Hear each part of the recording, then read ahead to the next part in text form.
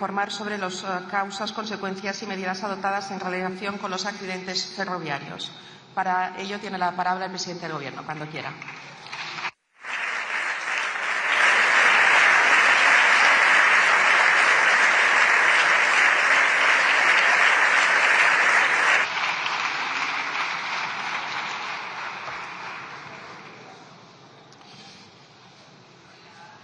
Muchas gracias, señora presidenta. Señoras y señores diputados, buenos días. Como ha dicho la presidenta, comparezco a petición propia para hablar sobre el accidente que se produjo en Adamuz y sobre el estado de nuestro sistema ferroviario. También me voy a referir a la situación particular de Rodalíes y compartiré algunos apuntes sobre la política internacional, pero si les parece, estos dos asuntos los dejaré para el posterior debate. Quisiera comenzar como debemos, creo que, comenzar en esta Cámara, con un recuerdo a las víctimas, a las 46 personas, al maquinista también fallecido en Lleida, que se dejaron la vida en esta terrible tragedia, al más de un centenar de personas heridas y a todas sus familias. Porque nada de lo que nosotros digamos o hagamos va a poder aliviar el dolor que están sufriendo. Somos perfectamente conscientes de ello. Al mismo tiempo, sí me gustaría también trasladarles que quiero que sepan que el Estado en su conjunto, cuando me refiero al Estado, estoy hablando de la Administración General del Estado, por supuesto, pero también de las comunidades autónomas, de las diputaciones, de los ayuntamientos. En definitiva, quiero que sepan que el Estado en su conjunto está haciendo y hará todo lo que esté en nuestra mano para acompañarlas, para ayudarlas, para establecer las causas del accidente y, si fuera necesario y procedente, hacer justicia.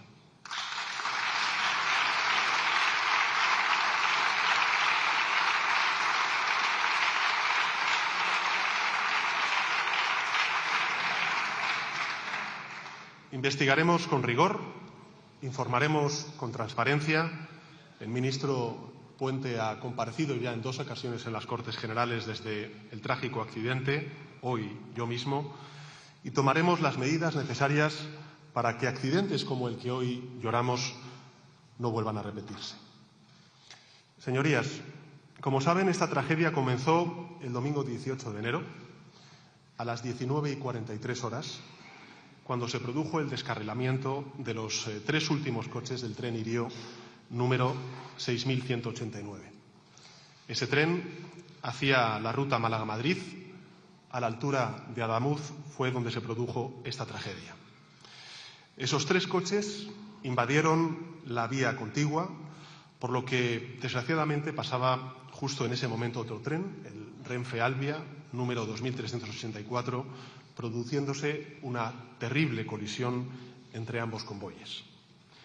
Instantes después cayó la tensión de la vía, lo que hizo que se detuviese, por tanto, la circulación en ese tramo y se encendiesen las primeras alarmas. 2 minutos después, a las 19:45 horas, el maquinista del Irio se puso en contacto con el centro de control de Adif para explicar que había sufrido un descarrilamiento sin ser aún consciente él mismo de que se había producido una colisión con otro tren. 1 minuto más tarde, la interventora del Albia informó a Renfe de un fuerte impacto, describiendo lo sucedido como un accidente de gran magnitud. A las 19:50 horas, el Centro de Protección y Seguridad de Adif activó el dispositivo de emergencia. A las 19:55 ya se tenía la constancia de la existencia de las primeras personas heridas en ambos trenes y 5 minutos después llegó la primera patrulla de la Guardia Civil al lugar del accidente, seguida de los primeros servicios sanitarios. Para entonces ya se había constituido el Comité de Crisis de Adif, se había activado el plan de asistencia a las víctimas y a los familiares de la empresa pública Renfe y además se puso en marcha la creación de los centros de atención en Córdoba, en Huelva y en Madrid. Como ya ha explicado el ministro Puente en distintas comparecencias, a partir de las 8 horas se desplegó un amplio dispositivo de respuesta, tanto en la zona del siniestro como también en las estaciones ferroviarias y en otras instalaciones habilitadas. Participaron en este dispositivo unos 500 efectivos y medios desplazados y especializados de las Fuerzas Armadas, de la Guardia Civil, de la Policía Nacional, de la Dirección General de Tráfico y también del Sistema de Protección Civil del Estado. A este dispositivo se sumaron alrededor de 150 profesionales de emergencias, psicólogos, personal sanitario de Renfe, 50 operarios de los servicios de atención a personas afectadas y familiares de Adif y numerosos bomberos, policías locales y sanitarios de las distintas instituciones públicas. En definitiva, lo que quiero trasladarles, señorías, es que en cuestión de minutos se activó un amplio dispositivo del conjunto del Estado. Se hizo además con una coordinación y una cooperación estrecha entre distintas administraciones y creo que esa colaboración, esa coordinación permitió, dentro de la tragedia, una respuesta rápida y también ordenada y creo, sinceramente, que ayudó a salvar vidas. Por eso, también quiero, en esta introducción, expresar mi agradecimiento a todas las instituciones públicas, a las fuerzas y cuerpos de seguridad del Estado, a los miembros del Sistema de Protección Civil y a todos los demás profesionales de la Administración General del Estado.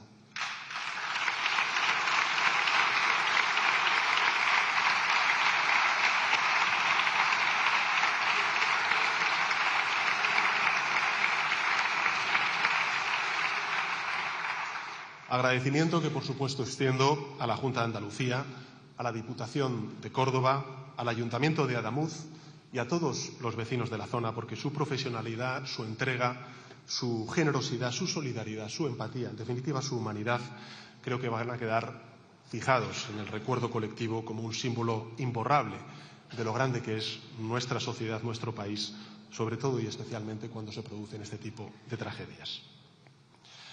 Señorías, en cuanto terminaron de auxiliarse a las víctimas, las autoridades competentes empezaron a investigar el suceso.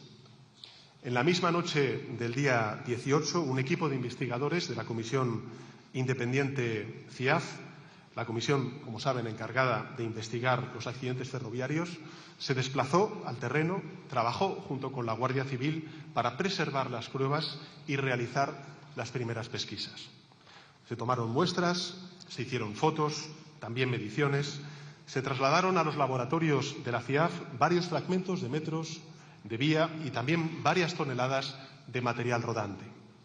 Apenas 5 días después de la tragedia, un tiempo que creo que es récord en este tipo de accidentes, la CIAF publicó un primer informe preliminar en el que se apunta a una posible rotura del carril derecho como causa de esta tragedia.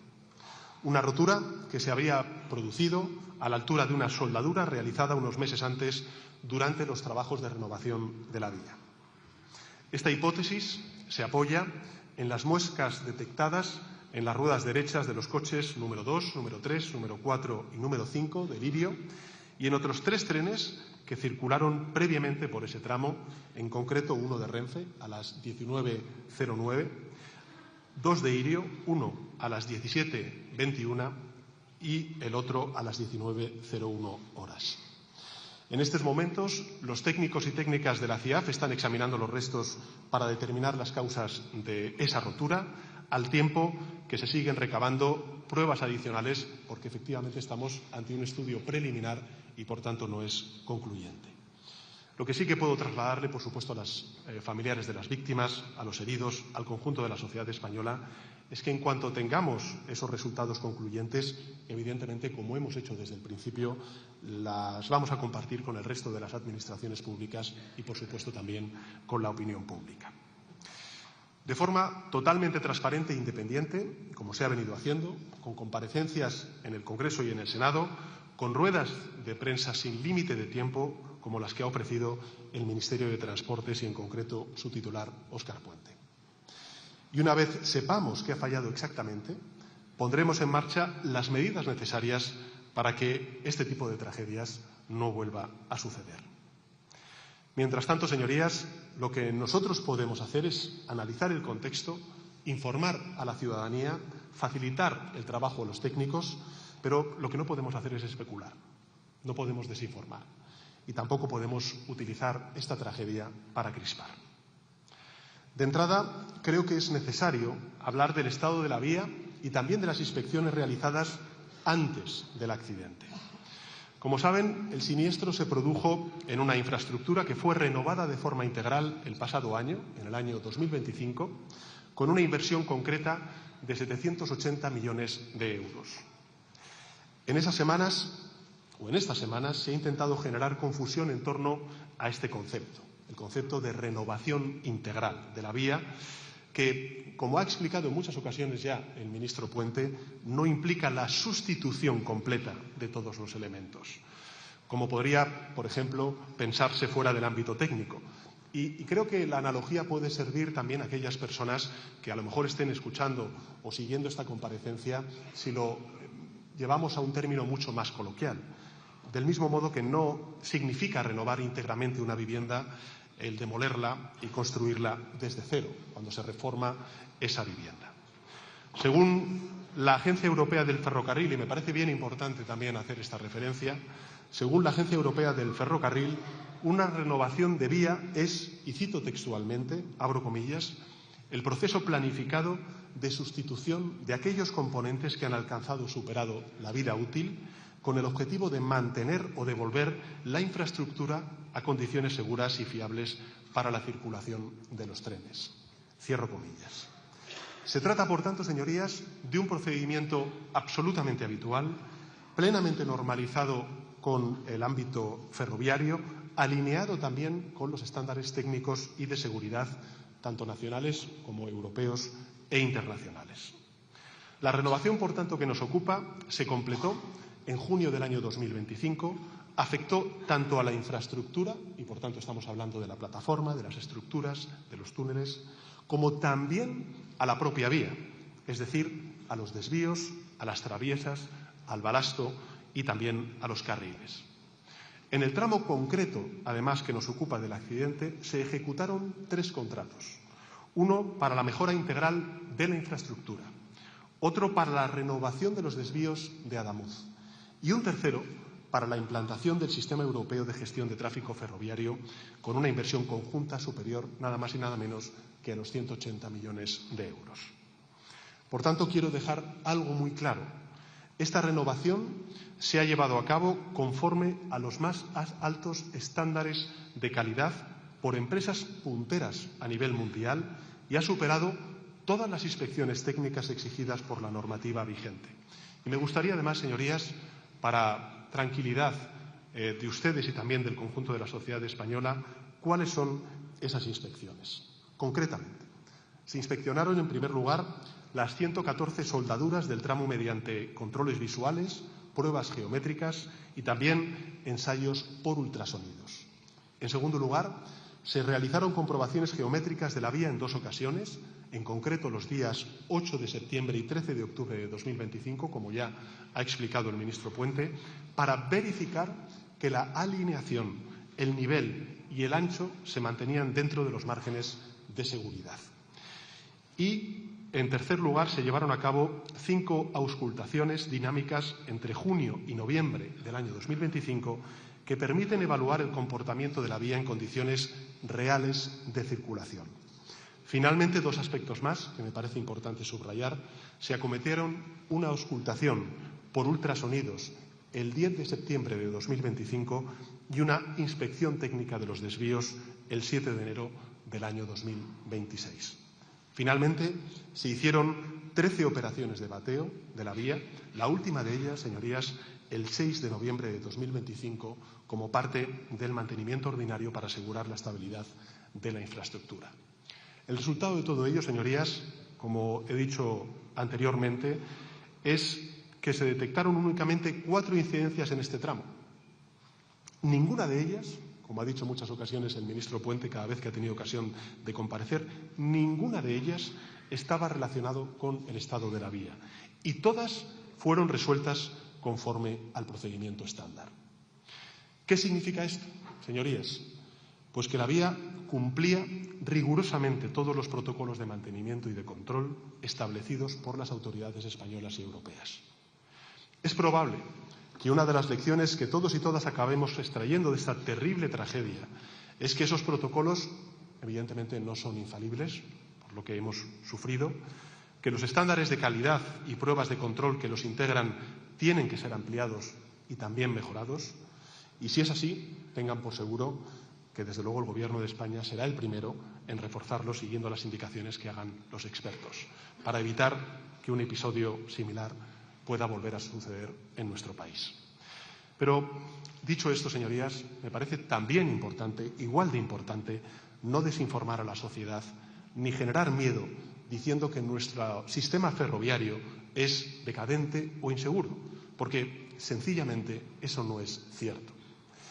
Miren, el sistema ferroviario español no es perfecto, eso es evidente, tiene carencias significativas y a lo largo de este debate también va a surgir, especialmente en algunos territorios, sufre incidencias, hay trabajo por hacer, sin duda alguna, también mucho que mejorar.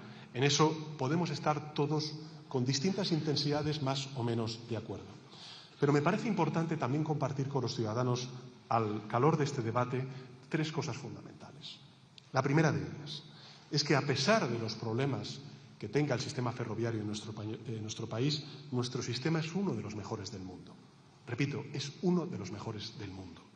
Y esto no lo digo yo como presidente del Gobierno de España. Lo dice, por ejemplo, el 9º informe de la Comisión Europea, el que se llama el Prime Report de los operadores de infraestructuras comunitarios, y también distintos estudios de la Federación Europea de Transporte y de Medio Ambiente. España, señorías, para que nos hagamos una idea, tiene una red ferroviaria de 15.700 kilómetros. Repito, 15.700 kilómetros. Es decir, es la quinta más extensa del continente europeo. De ellos, 4.500 son de alta velocidad, lo que nos convierte en el segundo país del mundo, solamente por detrás de China, en kilómetros de vía rápida. Por tanto, estamos por detrás de China, como he dicho antes, pero estamos por delante de grandes economías, de grandes países, como por ejemplo Estados Unidos, Japón o Alemania. Sin ir más lejos, el año pasado, en el año 2025, nuestro sistema fue el más fiable de la Unión Europea y el quinto más puntual. Y lo fue además, y esto me parece importante también compartirlo con la ciudadanía que esté siguiendo esta comparecencia, con uno de los precios más competitivos. Cada semana, en España, señorías, usan el tren más de 12 millones de personas. Repito la cifra. Cada semana, 12 millones de personas utilizan el tren. Lo hace en condiciones de seguridad, con buenas frecuencias y a un precio infinitamente más bajo que sus vecinos europeos. Para que nos hagamos una idea y contrastemos la realidad en España y en el resto de Europa, recorrer los 534 kilómetros que separan Londres de Edimburgo cuesta más de 100 euros y 4 horas. Más de 100 euros y 4 horas. El trayecto entre Madrid y Barcelona, que es 87 kilómetros más largo, es, sin embargo, mucho más barato porque es la mitad de precio y la mitad de tiempo. Y la misma comparativa podría hacerse, por ejemplo, con el trayecto Berlín-Praga o también con Roma y Venecia. Insisto, por tanto, en algo muy importante, señorías, y es que este sistema no es perfecto. Desgraciadamente hemos sufrido una tragedia terrible, pero es seguro. Esta es la segunda cosa que quiero que sepan los ciudadanos, que tengan claro. Verán, si pusiéramos todas nuestras vías en línea recta, todas las 15.000 o 17.000 kilómetros de línea recta, se podría cubrir con ellas la distancia que hay entre las costas del Polo Norte y el Polo Sur. Esta es la realidad. En un sistema tan extenso, señorías, en un sistema tan extenso, se producen evidentemente incidencias todos los días, y eso es inevitable.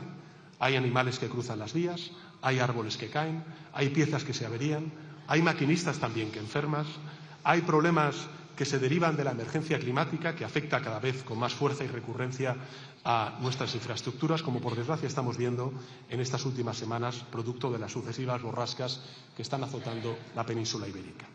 Por eso, señorías, hay reducciones temporales de velocidad, hay parones para actuar sobre la catenaria, hay desvíos puntuales para actualizar la infraestructura.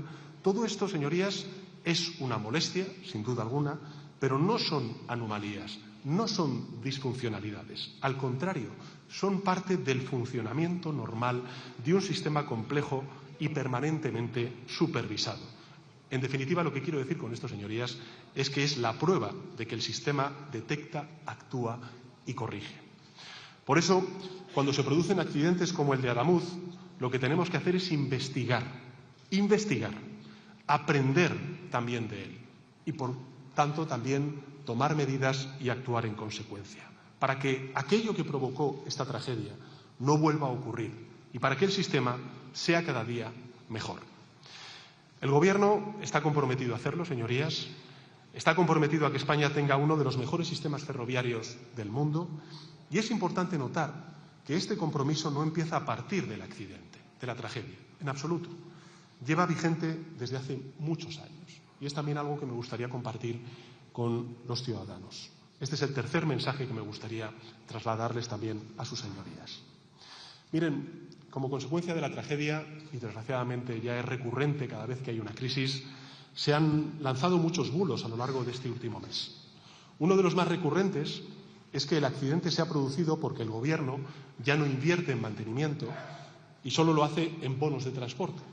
Pero permítanme que sea claro en esta cuestión, porque esta es una mentira colosal, es una gran mentira. Y creo que los datos van a corroborar la posición del Gobierno de España. Miren, desde el año 2018 hemos multiplicado prácticamente por 3 la inversión en infraestructura ferroviaria, pasando, luego hablaremos de kilómetros, pasando de 1.700 millones de euros a cerca de 5.000 millones de euros en el año 2025. Por tanto, en 2018 la inversión era de 1.700 millones de euros y en 2025 fue de 5.000 millones de euros. En el grueso de ese periodo, la inversión en infraestructuras ferroviarias en España ha crecido a un ritmo superior. Y creo que también es importante porque se ha dicho en algunos medios de comunicación en términos reales, es decir, descontada la inflación. Y lo hemos hecho además a un ritmo superior a países de referencia como es, por ejemplo, Francia o Alemania. Y en el caso de la alta velocidad, si nos especificamos y ponemos el foco en la alta velocidad, esa inversión se ha incrementado cerca de un 75%. Un 75%. Algo parecido ha ocurrido con la compra de material ferroviario, que es algo que siempre ha sido recurrente en la presencia de la opinión publicada o la opinión pública sobre el estado del material ferroviario. Pues bien, la inversión en adquisición de nuevos trenes, nuevos equipos, se ha multiplicado por 10, pasando de una media anual de 150 millones de euros entre el año 2011 y 2017, una media anual, repito, de 150 millones de euros, a más de 1.500 millones de euros con el actual Gobierno. ¿Qué ha ocurrido con el gasto de mantenimiento? Pues lo mismo.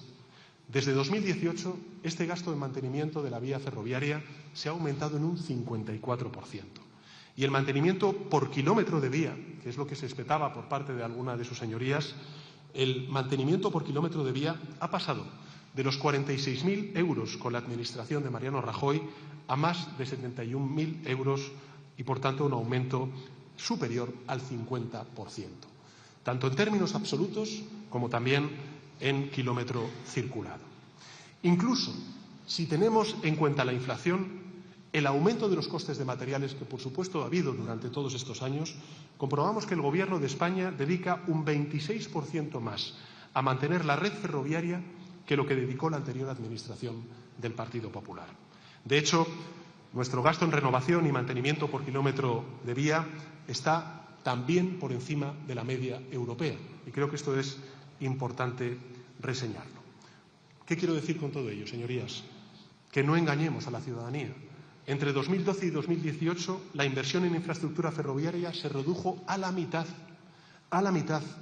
Y hoy España invierte casi el triple a niveles comparables a los de los países más avanzados de la Unión Europea, a los cuales antes he hecho referencia. Señorías, todo este esfuerzo inversor va mucho más allá de la hoja de cálculos y está dando resultados tangibles. Pese a esta tragedia que hemos vivido en Adamuz y también en la localidad catalana de Lleida, desde que tengo el honor de gobernar este país, la media de accidentes ferroviarios graves y significativos se ha reducido en España un 11% respecto al periodo 2012-2018, a pesar de que el número de pasajeros ha aumentado en torno al 15%. Por tanto, repito, se han reducido una media de un 11% los accidentes ferroviarios, al tiempo que se ha aumentado en un 15% el número de pasajeros desde que estamos en el Gobierno. Es decir, hay mucho más tráfico ferroviario y hay menos accidentes ferroviarios. Naturalmente, a la vista de los acontecimientos recientes, es lícito preguntarse algo que creo que nos podemos preguntar todos, y yo el primero, y es si el nivel actual de inversión es suficiente. Y creo que es un debate necesario, oportuno, que debemos tener en esta Cámara porque también nos lo piden, lo requieren los ciudadanos. Nosotros en este aspecto, señorías, vamos a actuar. De momento acabamos de cerrar un acuerdo importante con el sector que va a servir para reforzar la seguridad y también esperamos la satisfacción de los viajeros y de los trabajadores del sistema ferroviario. En concreto, hemos acordado incrementar en 1.800 millones de euros la inversión en mantenimiento. Hemos acordado también el reforzar las plantillas de Adif y de Renfe con 3.600 incorporaciones en conducción, en estaciones, en mantenimiento y en operaciones.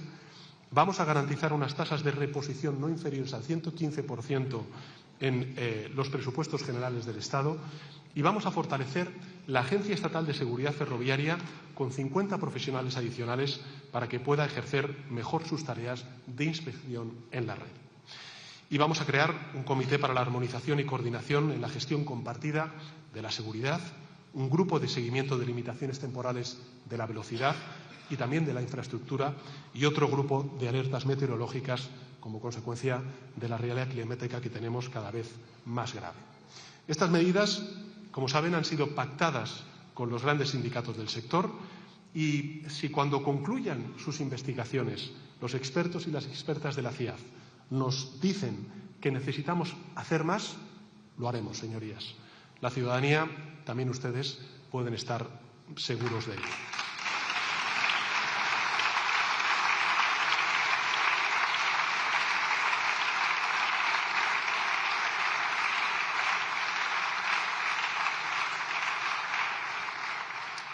Lo haremos para honrar a las víctimas de esta tragedia, también para honrar a los heridos y a los familiares de las víctimas de esta tragedia. Lo haremos también, señorías, porque este Gobierno es un Gobierno que cree en el transporte público, porque sabemos además que el tren cohesiona territorios, mitiga el cambio climático y también reduce las barreras sociales. Y porque también, señorías, queremos que España tenga y siga teniendo uno de los mejores sistemas ferroviarios del mundo. Y mientras tanto, mientras avanzamos hacia ese futuro, seguiremos honrando a los fallecidos del accidente de Adamuz, también del maquinista de Yélida. Seguiremos apoyando a sus familias y a todas las personas que viajaban en esos Irio 6189 y en el Albia 2384. Al respecto, ¿qué hemos hecho, señorías?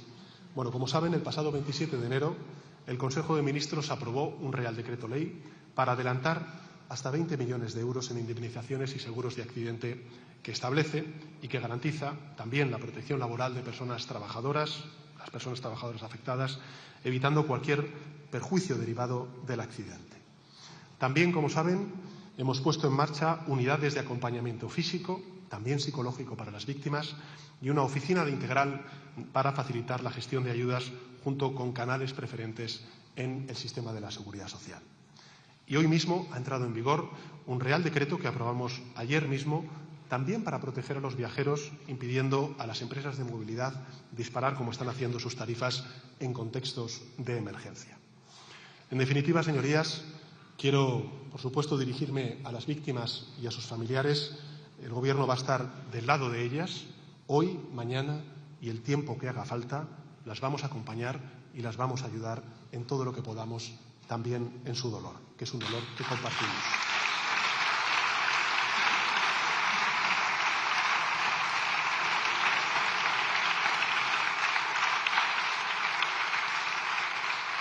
Y no les quepa duda que implementaremos todas las recomendaciones que puedan derivarse de la investigación de la CIAF para hacer nuestras vías aún más seguras. Reforzaremos, como estamos haciendo, los recursos financieros, humanos y técnicos dedicados al ferrocarril, con el objetivo de mejorar siempre su eficiencia, también la seguridad, dar a los usuarios lo que merecen y demandan, que es calidad, velocidad y puntualidad en la gestión de este servicio. Nosotros, señorías, vamos a apostar por el tren para acercar personas, para integrar a nuestros territorios y para conseguir que España continúe siendo un referente mundial en la movilidad sostenible. Nada más y muchas gracias.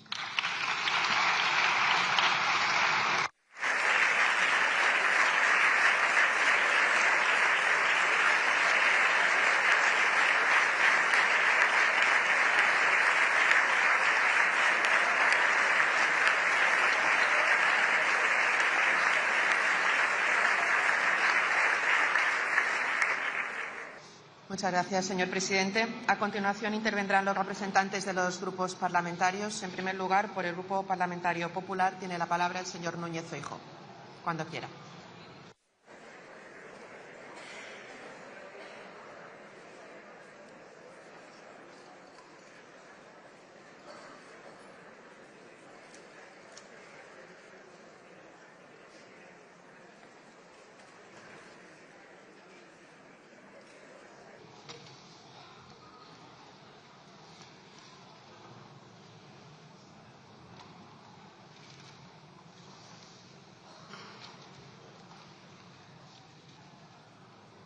Muchas gracias, señora presidenta.